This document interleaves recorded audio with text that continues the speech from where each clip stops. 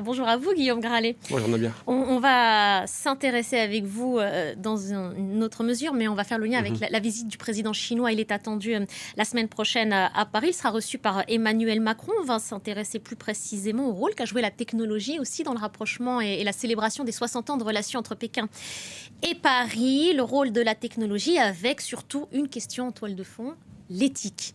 Oui, effectivement, c'est-à-dire que c'est une technologie qui fait des progrès de géants, qui inquiète aussi, on va en parler tout à l'heure, mais effectivement, on le voit notamment à travers le lancement d'un service qui s'appelle Vidu, que l'on doit à une société qui s'appelle Chengzhou AI. Alors Chengzhou AI, on va faire ce qu'on appelle le text-to-vidéo, c'est-à-dire que vous allez lui écrire quelques phrases et elle va générer des vidéos que l'on voit à l'écran. Alors ça peut être extrêmement fantaisiste, comme on va voir des dauphins cyclistes, des aventures de hamsters interstellaires, donc ça peut être très rigolo. C'est quasiment instantané. On a des vidéos de 16 secondes en 1080p. On va utiliser différentes technologies qu'on appelle notamment le transformer, c'est-à-dire qu'on va analyser à la fois votre texte en prenant en compte la compréhension de certains facteurs chinois pour générer des images de caractère chinois, mais surtout des vidéos comme on le voit à l'écran.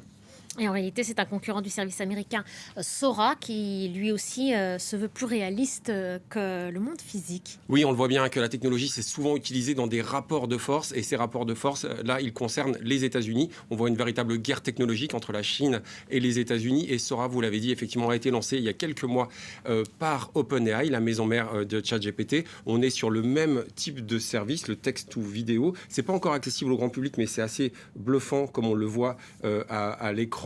On voit une définition un petit peu moindre pour Sora, moins de détails, mais on voit la même volonté d'en découdre. On voit aussi certaines erreurs lorsqu'on prête un tout petit peu attention. On va voir par exemple certaines mains avec un peu trop de doigts ou des feuilles qui vont disparaître dans cette vidéo, par exemple. Voilà, c'est souligné. C'était un internaute très attentionné qui a décelé ça, qui l'a partagé.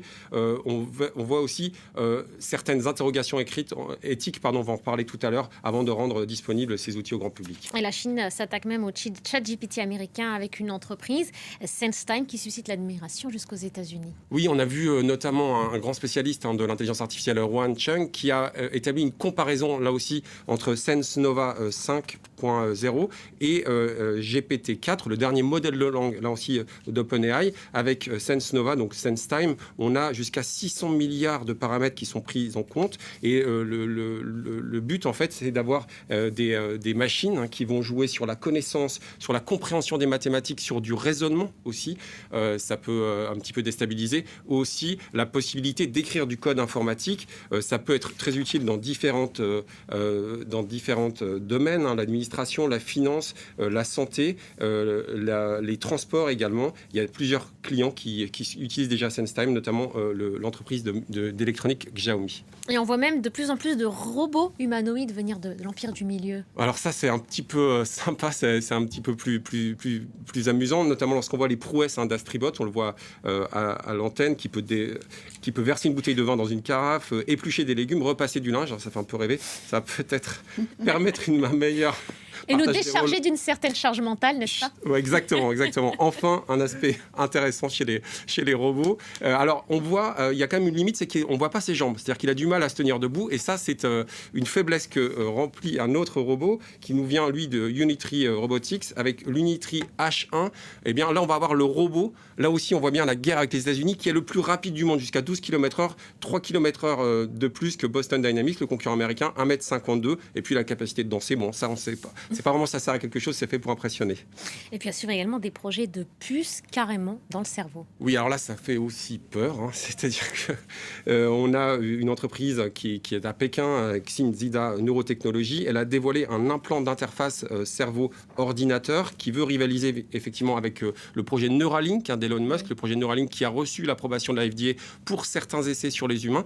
On voit ça depuis février dernier. Donc il y a des projets un peu fous à la fois aux États-Unis, mais également en Chine. Et puis il y a un autre, à travers notamment la puce Neuil Cyber, il y a un autre projet qui est soutenu par l'université Tsinghua, qui veut également déployer une puce dans le cerveau. Alors tout ça, je trouve ça assez fascinant parce que ça peut être utilisé à des fins thérapeutiques, on le dit souvent ici, ça va permettre à des personnes paraplégiques de remarcher, mais il faut s'assurer de l'intégrité de nos cerveaux. Et c'est l'UNESCO également qui a lancé une grande consultation, qui a nommé plus de 20 experts internationaux pour réfléchir à cette intégrité de nos cerveaux. Il y aura notamment des conclusions qui seront rendues, ce sera en novembre 2025, à l'occasion de la 43e session de la conférence générale de l'organisation. On attend ça avec impatience parce que ces progrès technologiques, cette course en avant, eh bien, il faut pouvoir à un moment y réfléchir pour que ça bénéficie effectivement à tout le monde. Et que ça rentre bien dans un cadre. Merci beaucoup. Guillaume, on peut retrouver cette chronique sur vos réseaux sociaux.